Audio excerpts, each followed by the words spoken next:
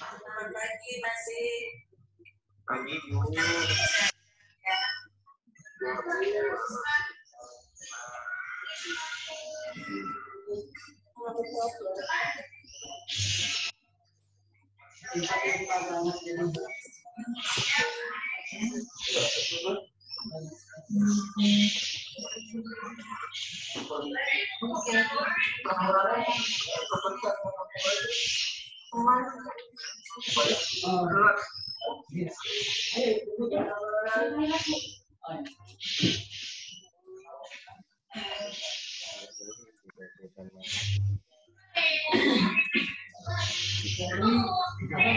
RRI minta 15 nggak bisa. Saya lepas bisa ya. Kemarin kejadian nggak yang jam-jam makasih banyak ya.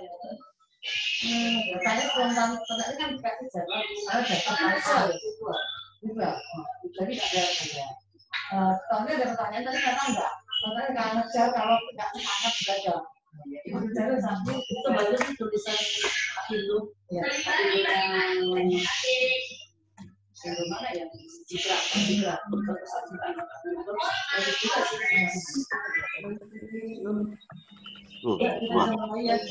Rumah. kayaknya sih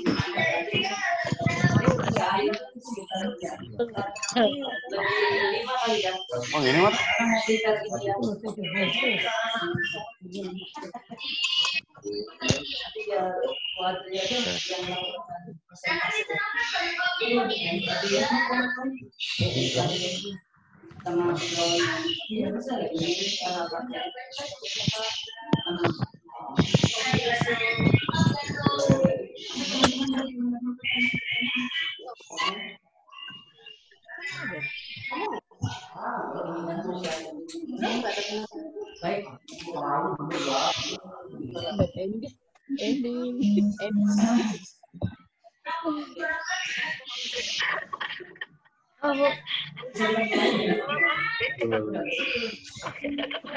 Makanya dibaca dong, dibaca. Siapa sih kalau ini dong?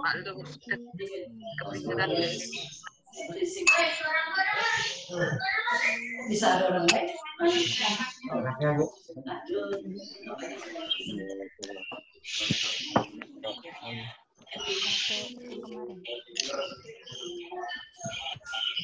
Baik, kita bisa mulai ya.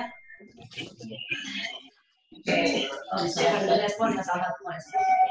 Bismillahirrahmanirrahim. Assalamualaikum warahmatullahi wabarakatuh. Waalaikumsalam warahmatullahi wabarakatuh. Selamat pagi dan salam sejahtera untuk kita semua. Yang saya hormati para dan juga asisten yang sudah hadir lengkap di sini semua. Terima kasih dan juga itu para pejabat administrator, pengawas, profesional dan seluruhnya yang mengikuti apel. Saya nggak absen satu-satu ya, tapi saya pikir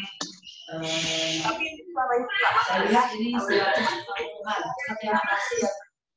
Dalam situasi COVID seperti ini kita masih komited ya untuk menyambung silaturahim kita. Tidak hanya itu, untuk kita sadar bahwa kita masih bekerja. Kadang-kadang suka lupa kan kalau di rumah kira tadi pagi juga saya kerja nggak sih. Jadi kadang-kadang suka lupa kita ini masih bekerja atau tidak. Jadi terima kasih untuk semuanya. Sudah beberapa bulan kita tidak ada. Jadi sejak rasanya ini bisa berasa virtual. Bisa tolong di coba Tolong semua di unmute ya. Unmute.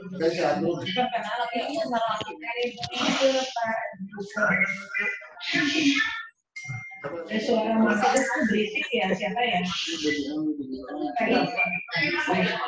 Itu ada satu. Anak laki sama ya.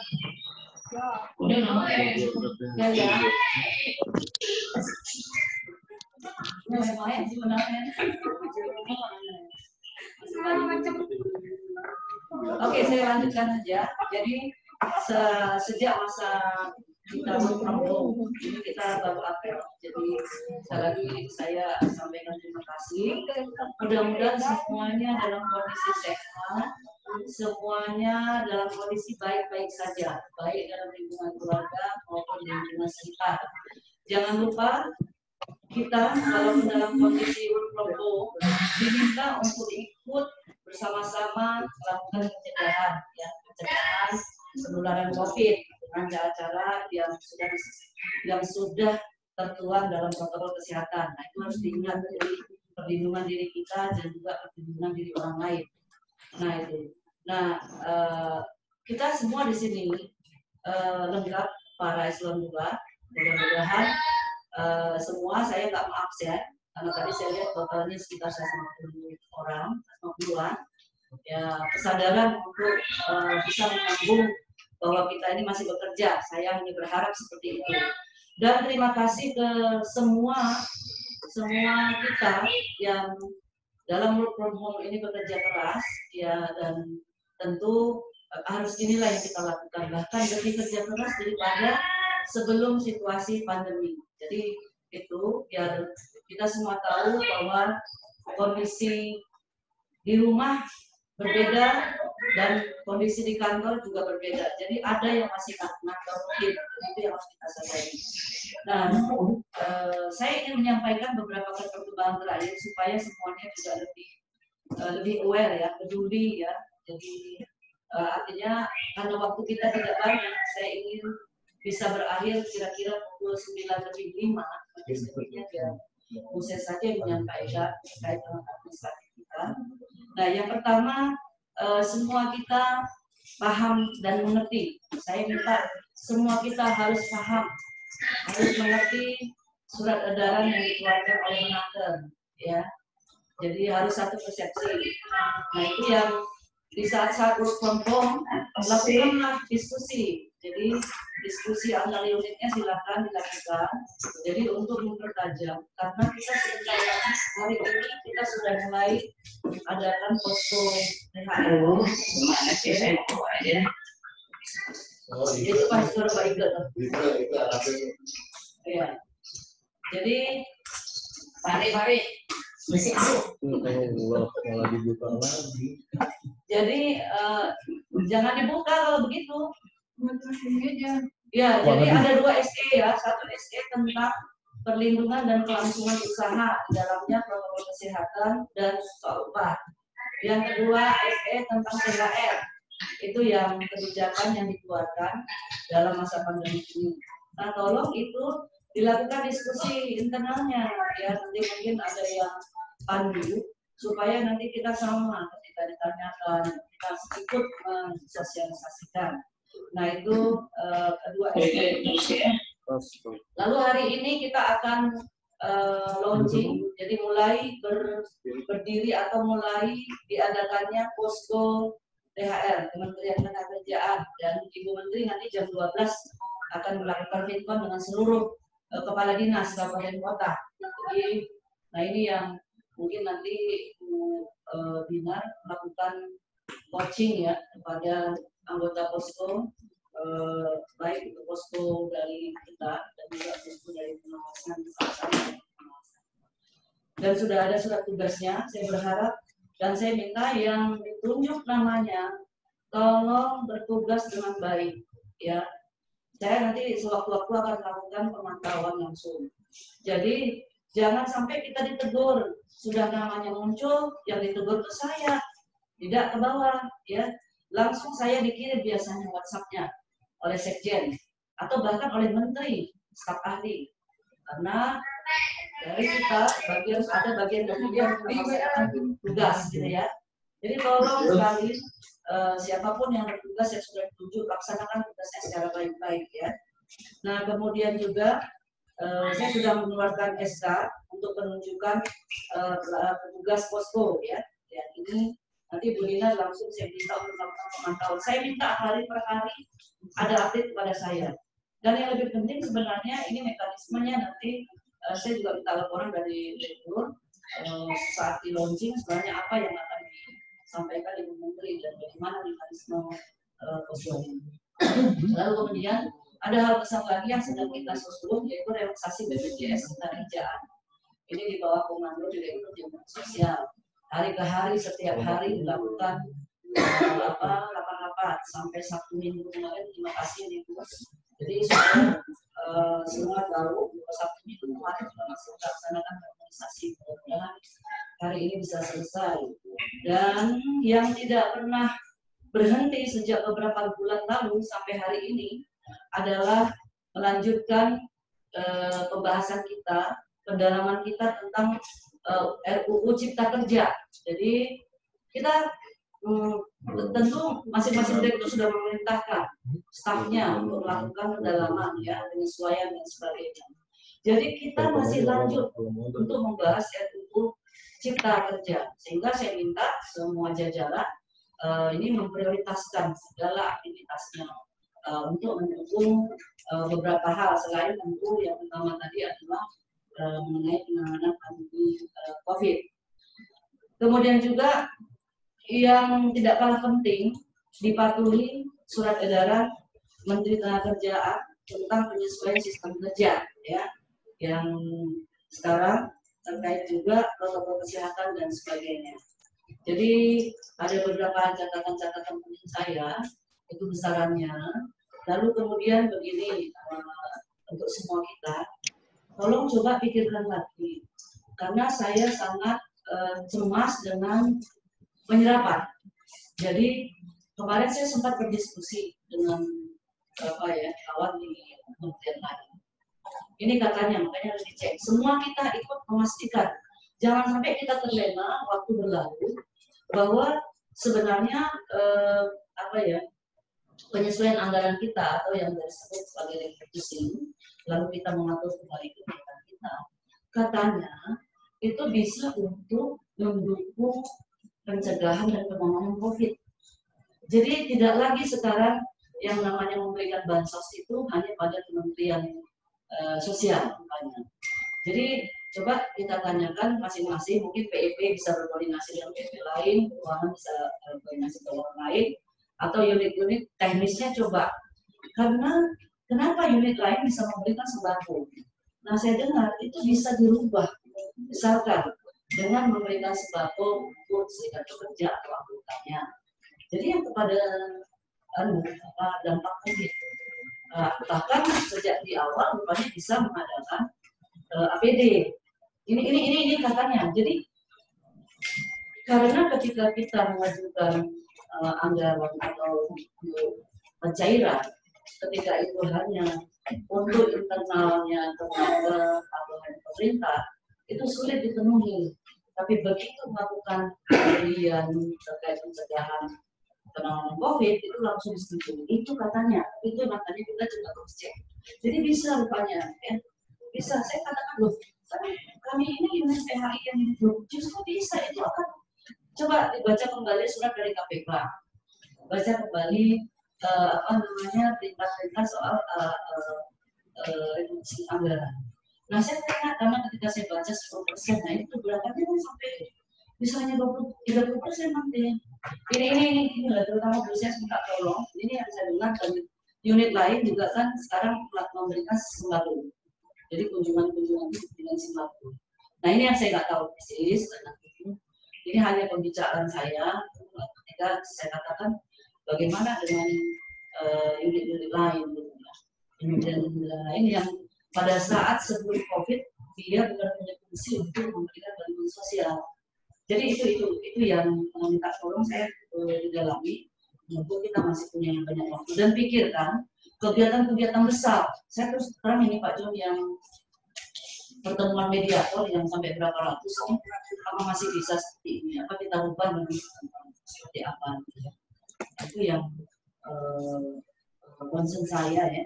Kira-kira itu yang bisa saya sampaikan di awal. Masih banyak kesempatan saya berikan kepada Sesdijan, dan apa yang sudah saya sampaikan terkait teknis ini sudah ulangi lagi. Dan sekali lagi saya mengucapkan terima kasih saat-saat kita seperti ini semua masih menunjukkan kinerja yang lain.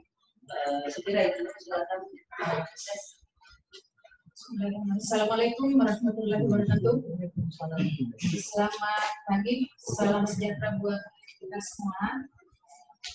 Yang hormat Ibu Ibu, Bapak Ibu yang hadir di ruangan ini dan Bapak Ibu yang mengikuti apel pagi melalui telekonferensi. Selamat pagi. Pertama, Ibu mengenai urusan kepegawaian dulu.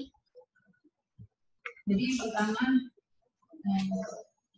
work from home kita sudah melakukan pemantauan ini masing-masing unit eselon 2 melakukan pemantauan di masing-masing. Ini secara rutin menyampaikan daftar kehadiran yang kami minta supaya daftar kehadiran itu dilengkapi dengan Sherlock dan video-video konferensinya supaya ada jawaban nanti data-datanya sudah ada. Nah, terkait dengan kepegawaian juga, ini sudah ada pelantikan pejabat fungsional dan hari dari totalnya ada 41 yang dilantik. Nah, dari PHI itu ada 6 orang yang pelantikan untuk mediator. 6 orang, Pak Kabus Sudi Putra, Dasriani, Rio Denardono, Indah Yunisiti, Ernawati, kemudian Lisa Darti. Jadi dari kita yang fungsional yang kebetulan hari itu kami diwakili Pak Rudus untuk menghadiri pelantikan online karena kita saya bersama Bu Dirjen mendampingi Bu Menteri pada hari itu. Itu mengenai kepegawaian yang dan pelantikan. Kemudian mengenai hasil tes PPNPM ini sudah ada juga Bu dari kita itu yang ikut 35 orang semua masih dinyatakan bisa bertugas di Dirjen PH dan Jansos. Kemudian ada tambahan 11 orang. Dari 11 itu ada 2 yang tidak jadi ikut, satu mengundurkan diri, satu entah mungkin pindah, tetapi ada penggantinya. Jadi tetap sama-sama benar ada surat susulan dari Biro SDM tambahan orang untuk menggantikan yang 2 orang itu. Jadi tetap tambahan 11 orang. Ini sudah kita rencanakan berfiskal untuk ditempatkan di direktorat. Kemudian terkait dengan kepegawaian juga untuk proses fungsionalisasi ini kita sudah melakukan survei kepada seluruh pegawai eselon 3 eselon 4 untuk memilih jabatan-jabatan fungsional itu. Dari hasil survei itu, ini kita sudah melakukan permintaannya bervariasi, ada yang memilih tetap jadi mediator, ada yang memilih berencana, ada penyusun kebijakan dan lain-lain. Jadi bervariasi. Ini prosesnya juga kita masih menunggu proses kelanjutan dari Biro SDM. Kita sudah menyampaikan data ke sana. Tentunya kita semua bersiap-siap untuk menindaklanjuti dalam artian kesiapan kita. Saya tidak tahu juga Bu, saya sudah tanya kira-kira kelengkapan administrasi apa yang harus disiapkan oleh pegawai kita nantinya untuk masing-masing ke jabatan fungsional tersebut. Tapi ini semua dan kita sudah sampaikan hasil pemetaan yang dilakukan di Dirjen dan Jansos itu sudah disampaikan ke Biro SDM. Kemudian struktur organisasi ini berjalan terus itu perusahaan nomenklaturnya. Jadi perubahan nomenklaturnya itu dalam proses juga. Waktu rapat dengan Bappenas juga sudah disampaikan bahwa organisasi itu prosesnya tetap berjalan, tapi sampai sekarang belum diundang lagi. Nah, di JPH dan Jansos itu berubah menjadi Direktorat Hubungan Kerja dan Perubahan, Direktorat Jaminan Sosial Tenaga Kerja, Direktorat Kelembagaan dan Pencegahan Perselisihan Hubungan Industrial, Direktorat Penyelesaian Perselisihan Industrial, Direktorat Pengembangan Sumber Daya Manusia Hubungan Industrial, kemudian Sekretariat Direktorat Jenderal. Nah, yang masih perlu pendalaman ini yang terkait dengan Direktorat Pengembangan Sumber Daya Manusia ini nanti fungsinya antara kita sama Sikla. Dari setiap unit ya setiap unit ada ini kan kembali seperti dulu dulu dijadikan satu ke Pusdiklat karena untuk fungsinya, misalnya tadi katanya untuk Pusdiklat diklat dasar, kemudian dikelanjutannya di unit diklat. Misalnya menjadi pertanyaan, berarti kita harus membangun balai-balai Pusdiklat gitu kan? Karena kan kalau untuk dilanjutkan itu pasti harus harus di Pusdiklat. Nah ini dulu kenapa dijadikan satu di Pusdiklat Pasien, karena untuk diklat lanjutan kan perlu asrama gitu ya. Nah ini kalau dikembalikan ke teknis lagi, diklat-diklatnya seperti itu, nah bagaimana? Nah ini yang sedang kita diskusi. Tetapi ini berproses terus, berproses organisasi ini. Nah terkait dengan itu juga, organisasi ini kita sudah menyiapkan Renstra, Bapak Ibu semua, ini harusnya dilaporkan juga oleh para stafnya. Nah Renstra kita itu sekarang sudah diusulkan di perencanaan. Nah Renstranya ini masih jadi tanda tanya juga, karena sekarang ini kita masih organisasi lama, tetapi kita sudah harus mengusulkan untuk Renstra yang sesuai organisasi yang baru. Sementara tahun ini Renstranya, dan kita tidak tahu juga organisasinya apa rampungnya itu, jadi mungkin nanti akan ada revisi Renstra lagi. Jadi mengikuti organisasi yang baru. Sementara organisasinya kan belum jadi, belum tahu apakah itu yang disetujui atau tidak. Tapi apapun itu kami mengikuti proses mengenai Renstra itu. Nah cuma ini catatan buat kita semua, di Renstra itu dari Procanda Mbak Penas